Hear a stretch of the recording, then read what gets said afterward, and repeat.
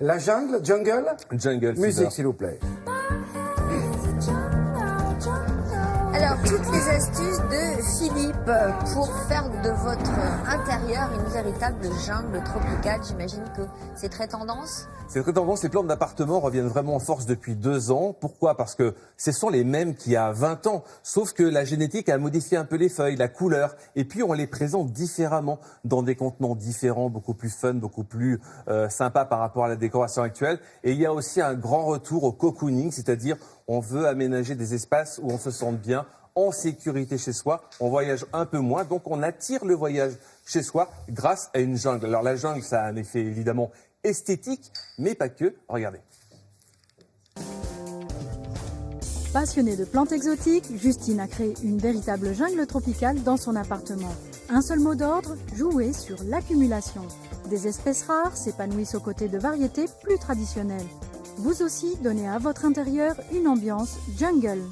Sur la plante tropicale, on a tellement de possibilités. On a des variétés plus ou moins rares. Par exemple, le caladium, qui est une plante qui est très bariolée. On a les syngoniums aussi, qui vont avoir des dessins très particuliers. Et toute la famille du philodendron, où là, on a des feuilles avec des formes complètement différentes. C'est des plantes qui sont natives de certains pays, plutôt de forêts tropicales. Donc ça peut venir du Mexique, du Brésil. Et vous allez les retrouver simplement en jardinerie. On a aussi les bégonias, qui était une plante de grand-mère. Le monstera, qui est vraiment la plante la plus jungle qu'on puisse avoir. Et c'est une plante qu'on voit depuis des années. Dans les années 70, elle était au top.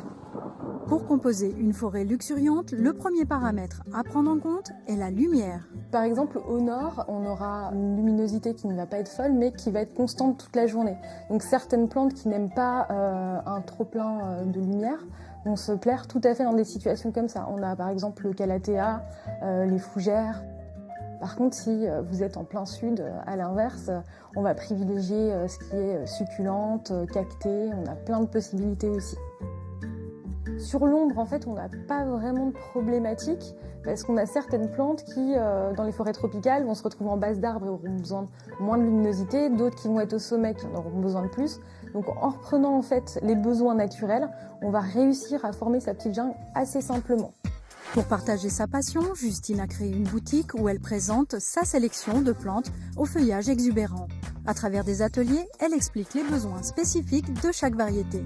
Donc on peut avoir un terreau pour plantes vertes qu'on va trouver très facilement en jardinerie, qui va servir à pas mal de plantes tropicales différentes. Mais par contre, pour tout ce qui est succulente et cactée, on va être sur un terreau qui sera plus riche en sable, plus drainant, qui n'aura pas les mêmes nutriments non plus.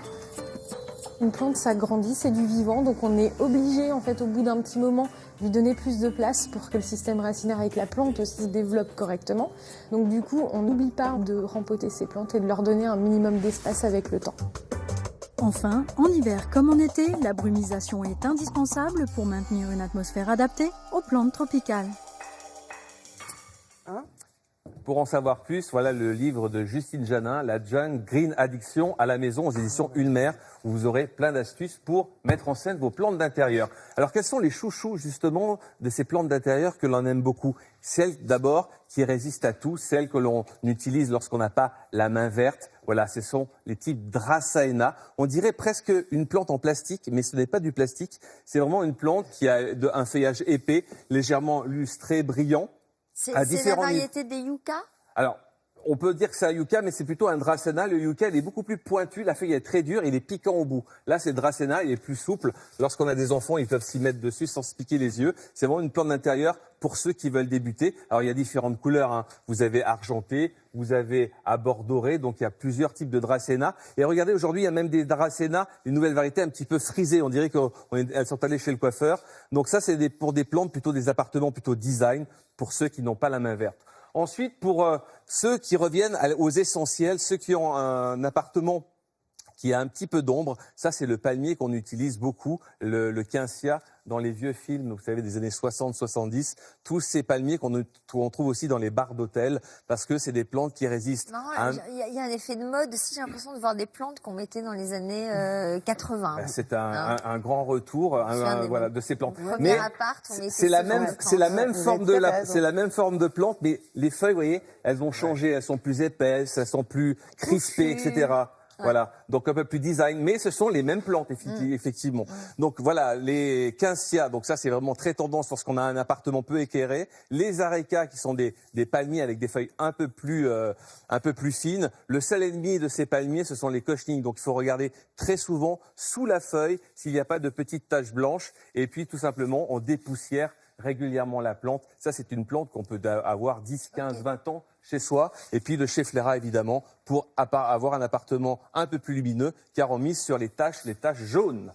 Merci.